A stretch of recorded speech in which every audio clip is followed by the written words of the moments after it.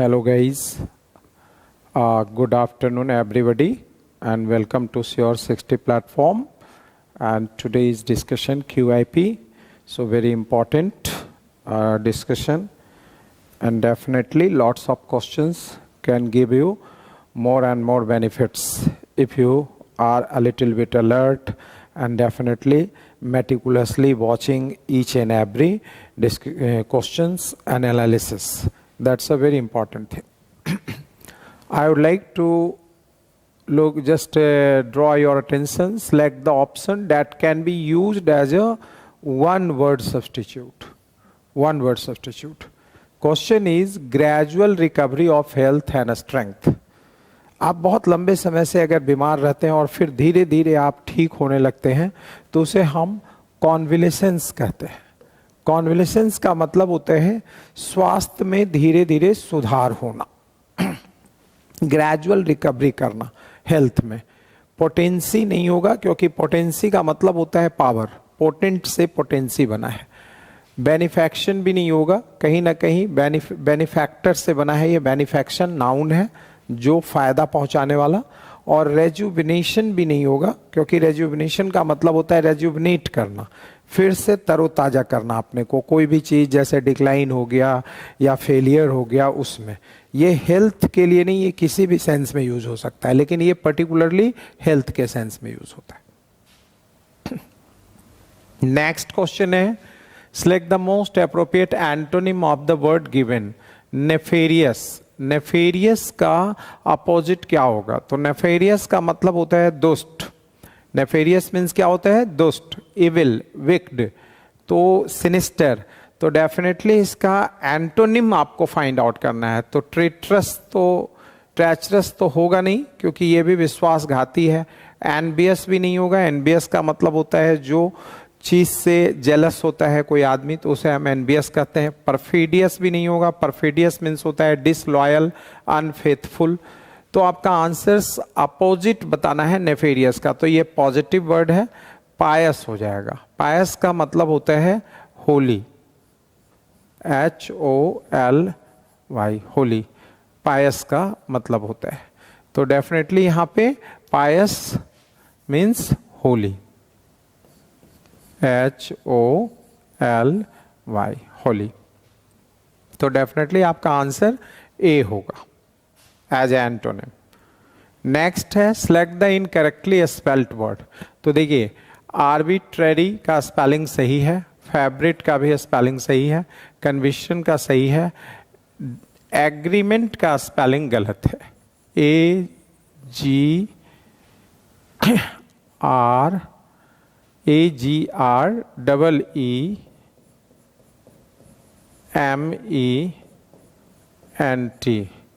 Agreement होता है.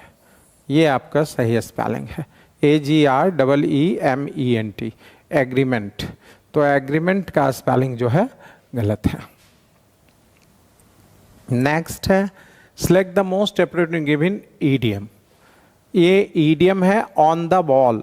On the ball का मतलब होता है to be alert and aware of something. कोई भी चीज करने से पहले बहुत ही ज्यादा अलर्ट रहना और अवेयर रहना. तो देखिए यहाँ पे doing job in a slow and incorrect manner, ये तो बिल्कुल गलत है. Doing a job in a quick and competent manner, ये आंसर्स होगा आपका इस ईडियम का. कि जब आप कोई भी चीज को बहुत ही क्विक और कम्पिटेंट वे में करते हैं तो उसे हम ऑन द बॉल कहते हैं. प्लेइंग विद द बॉल नहीं हो सकता है और एक्सरसाइजिंग यूजिंग बॉल भी गलत है. तो आपका आंसर इसमें बी है. नेक्स्ट है एरर्स फाइंड आउट करना है. एरर फाइंड आउट करना है आपको. My students had expected. Expected गलत है यहाँ पे. गाइडेंस फ्रॉम माई एंड, ये एक्चुअली डी है.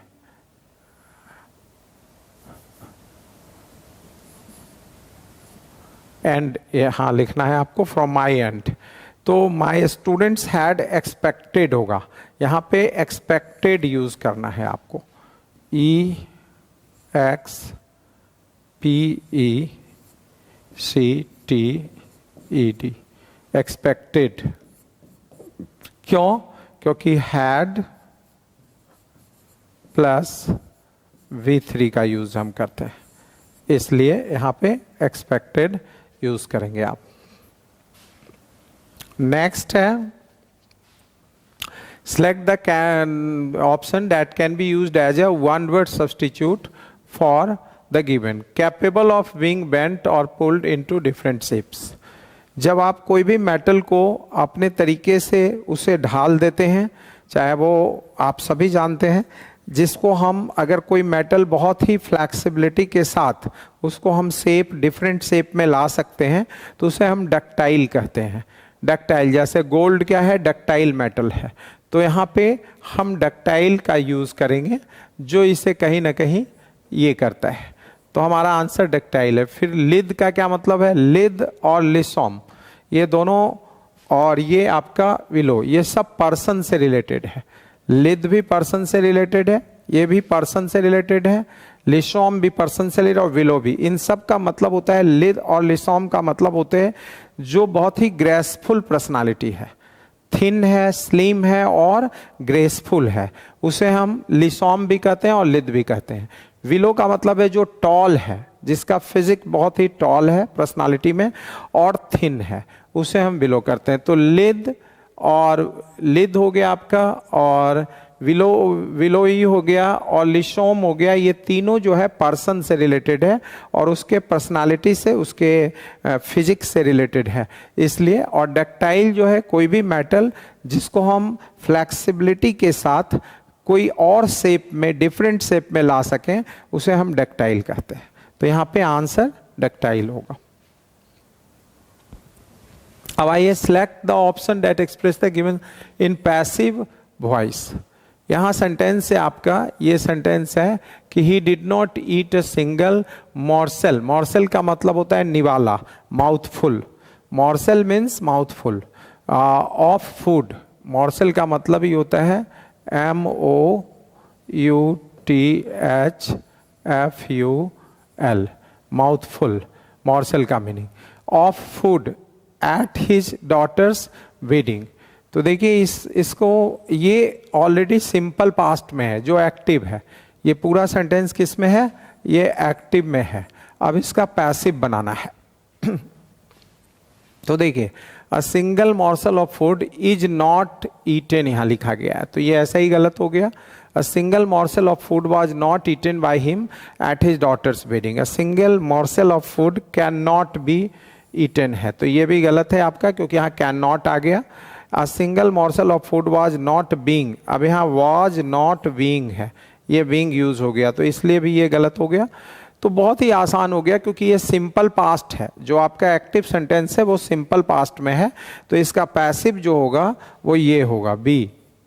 A single morsel of food was not eaten by him at his daughter's wedding, तो ये आपका पैसिव हो गया, ये पैसिव सेंटेंस हो गया। नेक्स्ट है my teacher accepted my excuse for being late. अब इसका एंटोनिम बताना है, एक्सेप्टेड का एंटोनिम क्या होगा। तो देखिए एक्सेप्टेड का एंटोनिम क्या होगा, रिजेक्टेड।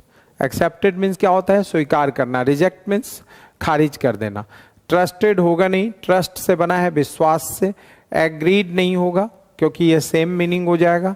बिलीव्ड भी नहीं होगा, तो आपका रिजेक्टेड हो जाएगा, जो खारिज करना। नेक्स्ट है आपका select the option that can be used as a one word substitute. A large cage building और इनक्लोजर टू कीप बर्ड्स। ये ध्यान रखना है, यहाँ वर्ड्स यूज किया जा रहा है, तो ये बहुत इंपॉर्टेंट है। इसके लिए हम एबियरी यूज करते हैं। बर्ड्स के लिए क्या यूज करते हैं, एबियरी, जहाँ पे पक्षियों को रखा जाता है, उसका इनक्लोजर होता है। अब वॉरो किसके लिए यूज करते हैं, a place for rabbit.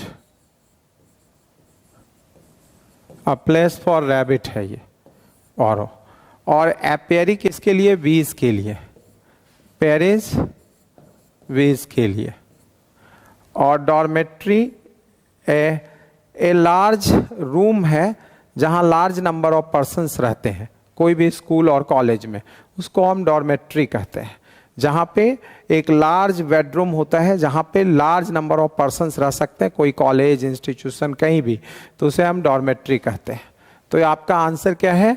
Aviary है, और बाकी को मैंने एक्सप्लेन कर दिया। नेक्स्ट है select the most appropriate option that can be substitute the nothing in given sentence. Disability was viewed as a god's retribution. Retribution मतलब होता है जस्ट पनिशमेंट, इसका मतलब ही होता है just punishment.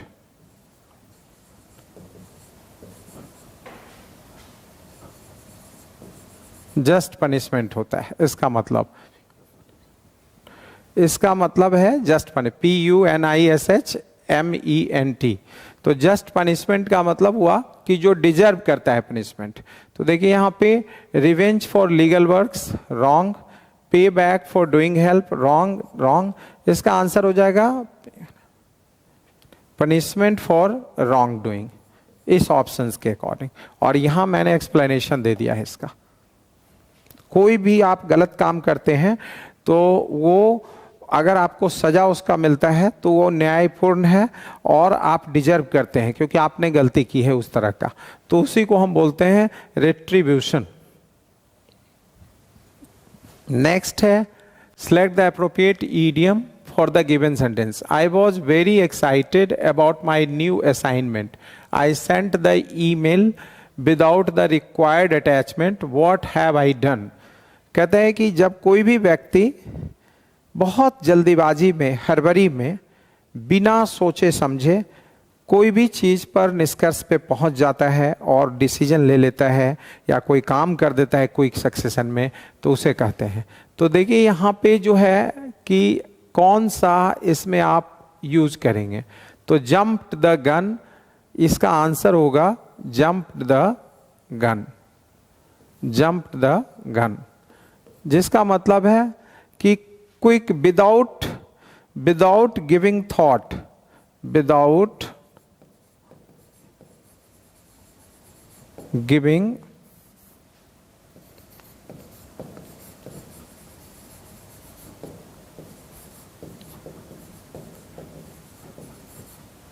thought, without giving thought, just to do anything, to do anything, to do anything। ये इसका मतलब है कि कोई भी बिना कोई थॉट के कोई चीज देना, मतलब जल्दीबाजी में, हरी अप में काम करना, इसे बोलते हैं जंप द गन। अब है शुक अ लेग, इसका मतलब होते हैं बहुत ही ज्यादा हड़बड़ी में, मतलब उसको हरी अप कह सकते हैं, जल्दी करो, जल्दी करो, तो हरी अप के सेंस में ये यूज होता है। और as swift as an eagle, इसको कहते हैं as fast as quick, quick और फास्ट के सेंस में ये यूज होता है। और टेस्टेड द वाटर्स होता है कि पहले अच्छी तरह से परख लेना, जांच लेना, फिर एक्शन में आना, तो उसको टेस्टेड द वाटर्स कहते हैं। अब है the villagers kept the out to collect the rain water. तो देखिए इसका कोई मतलब नहीं है, ये कोई ऐसा कंटेक्स्ट नहीं है, कोई ऐसा वर्ड नहीं है। ये जो होता है ये आंसर है आपका क्रूज, यही आंसर है।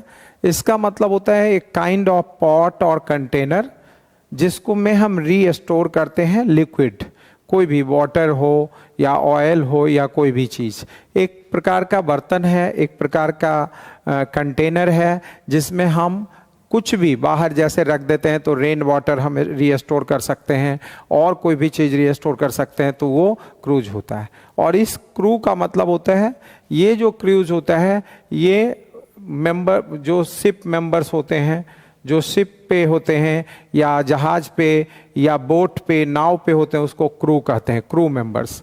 और ये क्रूज जो है ये मैरिन, जैसे कहते हैं ना मैरिन से, समुंदर से रिलेटेड है, बोट से रिलेटेड है, कहते हैं ना क्रूज मिसाइल चला दिया उसने, तो ये क्रूज जो है कहीं ना कहीं बोट ट्रैवलिंग के लिए यूज होता है, बोट ट्रैवलिंग के लिए या शिप ट्रैवलिंग के लिए आप क्रूज का प्रयोग करते हैं। और ये क्रू का प्रयोग कब करते हैं आप? जब आप शिप मेंबर्स की बात करते हैं, बोट मेंबर्स की बात करते हैं, मतलब ए नंबर ऑफ मेंबर्स, जिसको आप कह सकते हैं members of ship, ship members या बोट मेंबर्स। और ये क्रूज कंटेनर के रूप में यूज करते हैं, पॉट के रूप में। अब है आपका select the option that express the given sentence in passive voice. कहते हैं the workers had eaten all the pastries before the day broke. तो ये आपका जो सेंटेंस है, यह जो सेंटेंस है ये एक्टिव है, ये एक्टिव सेंटेंस है। अब इसका पैसिव, तो देखिए सबसे पहले क्या देखना है आपको, ये हैड देखना है और ये ईटन देखना है। ये क्या है? पास्ट, पास्ट परफेक्ट है। ये क्या है आपका? पास्ट परफेक्ट है।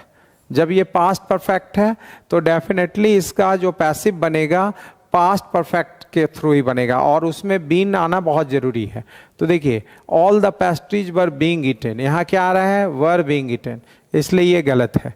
All the pastries had been eaten by the workers before the day broke, all the pastries have been eaten आ रहा है इसमें, तो ये भी गलत है। All the pastries are being eaten आ रहा है, इसलिए गलत है। अब यहाँ देखिए हैड भी आ गया, बीन भी आ गया, ईटन भी आ गया, तो हमारा जो आंसर्स है वो बी है।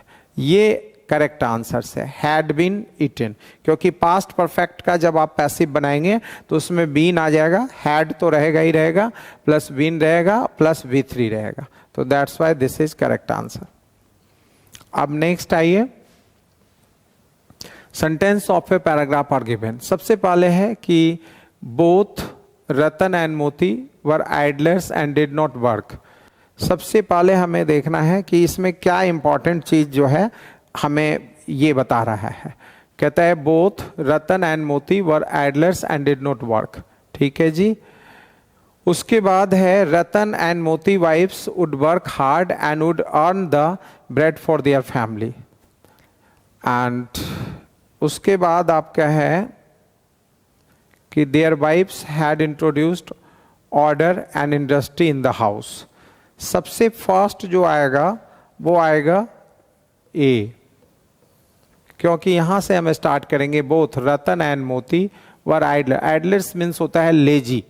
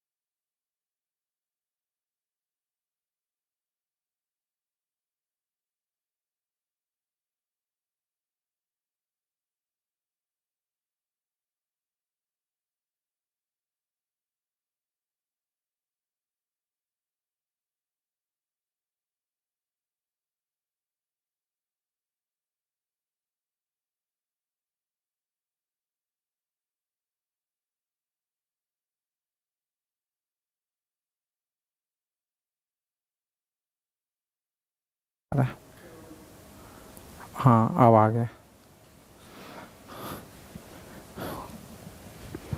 अरे कहाँ चला गया?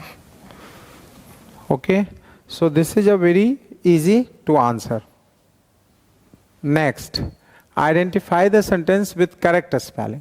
देखिए करेक्ट स्पेलिंग, तो राहुल वॉज असेम्ड ऑफ, तो देखिए बिहेविंग का स्पेलिंग यहाँ गलत है, यहाँ भी बिहेविंग का स्पेलिंग गलत है, यहाँ भी गलत है, ये जो है आपका सही है, तो ये आंसर्स हो जाएगा, इसमें कुछ बताने के लिए है ही नहीं। नेक्स्ट है, the following sentence has been split in 4 segments, identify the segment that contains a grammatical error. One of these boxes, जहां भी one plus of plus plural noun plus singular verb, ये एक रूल है, एक conventional rule है, इसलिए यहाँ पे जो हैव लिखा हुआ है ये गलत है, हैव के जगह पे आपको हैज लिखना है, ये करेक्ट होगा, और इसे आप देख सकते हैं इस पॉइंट को, इसलिए बॉक्सेज हैव में प्रॉब्लम है ए में। नेक्स्ट है, the hunter drew his bow but only manage to shiver. Shiver means होता है कट करना, शिबर का मतलब ही होता है कट करना, कट करना, तो डेफिनेटली इसमें जो चीज़ आपको यूज़ करना है, ज्वाइन होगा नहीं, मिक्स होगा नहीं, बाइंड मतलब बांधना होता है, और यहाँ कट करने का मीनिंग देना है, तो रैमिफाई ये आपका यहाँ मीनिंग है, रैमिफाई इसका मीनिंग है, क्योंकि रैमिफाई जो होता है वो कट करने के सेंस में होता है। नेक्स्ट है, the old port was abandoned a long ago, तो देखिए एंटोनिम पूछा जा रहा है, अबैंडन्ड का मतलब होता है डिजर्टेड, लेफ्ट, छोड़ देना, त्याग देना, तो अबैंडन्ड का अपोजिट क्या होगा, तो क्विट तो होगा नहीं, शॉर्टेंड भी नहीं होगा, छोटा करना होता है, तो इसका अपोजिट केप्ट होगा, रेस्ट होगा नहीं, कहते हैं ना रैश हो गया बिल्कुल, तो कहीं ना कहीं ये बहुत ही आसान अपोजिट है और इसे बनाया जा सकता है। अबैंडन का मतलब ही होता है त्याग देना, छोड़, कहते हैं ना अबैंडन प्लेस है ये, मतलब यहाँ कोई आता जाता नहीं है, डिजर्टेड है, तो अब उसका अपोजिट क्या हो जाएगा, केप्ट, ऑप्शन के अकॉर्डिंग। अब है आपका cloze test, this is cloze test. क्या कहा जा रहा है कि the world is going through a deep recession, recession पे है, at such a time one thing we need in abundance is jobs for the semi skilled and skilled. This is the only way in which equal distribution की बात कर रहा है, मतलब समान रूप से वितरण हो चीजों का, इक्वल डिस्ट्रीब्यूशन, तो यहाँ पे डिस्ट्रीब्यूशन की बात हो रही है, तो यहाँ पे आप डिस्ट्रीब्यूशन यूज करोगे, equal distribution of wealth can take place. The healthcare industry is ideally posed to occupy this position. The IT industry hires people from the upper middle strata, मतलब and rich families, usually engineers. Whereas इसमें जो हम use करेंगे वो whereas use करेंगे, whereas जहां से, whereas अब यहाँ वेयर एज होगा, क्योंकि हम कंट्रास्ट की बात कर रहे हैं, दो चीजों की बात कर रहे हैं कि the IT industry hires people from the upper middle strata and rich families, usually engineers, whereas the health care industry hires nurses to the tune of 80% of the jobs created. अब आगे हम देखते हैं क्या कह रहा है कि 5 trillion rupees industry second only to agro industry, even then health care reaches, यहाँ रीचेज यूज होगा, रीचेज ओनली 8%, मतलब पहुंच जाता है, तो यहाँ पे आप यूज करेंगे रीचेज, ये रीचेज यूज करेंगे 23 में, रीचेज, यहाँ पे reaches only 8% of world population, Policy makers should look at the healthcare industry as not only an industry which addresses pain, जो टैकल करता है pain, but also as one which can. अब fourth में देखते हैं, fourth में हम लोग क्या लगाएंगे, which can influence. Which can influence मतलब जो प्रभावित कर सकता है, प्रभाव डाल सकता है, विच can influence.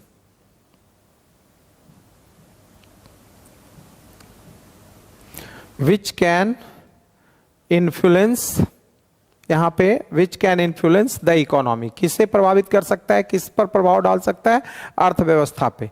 The last century was driven by machines that addressed human toil, and it is strongly believed that this century will be driven by healthcare, and this however will only happen if policy makers make a conscious effort। बहुत ही careful effort अगर लगाते हैं हम, प्रयास प्रयत्न करते हैं। तो अब इसमें देखते हैं फिफ्थ में हम लोग क्या लगा सकते हैं, इन्फ्लुएंस के बाद फिफ्थ में आ जाएगा पुट।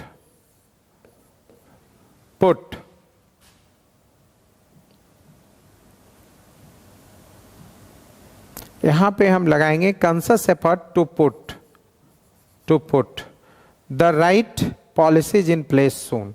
तो देखिए इसमें जो पैराग्राफ जो है ये क्लोज टेस्ट का, इसमें जो वर्ड्स दिए हुए थे ये काफ़ी ज़्यादा डिफिकल्ट नहीं था, क्योंकि ये बहुत ही आसानी से पता चल रहा था कि इसके साथ ये आएगा। अब मान लो इक्वल डिस्ट्रीब्यूशन की बात हो रही है, स्वाभाविक है जब रिसेशन का दौर होगा तो इक्वल डिस्ट्रीब्यूशन की बात होगी। फिर कोई भी चीज़ का पहुंचने तक कितना तक पहुंच सकता है, तो वहाँ रीचेज होगा।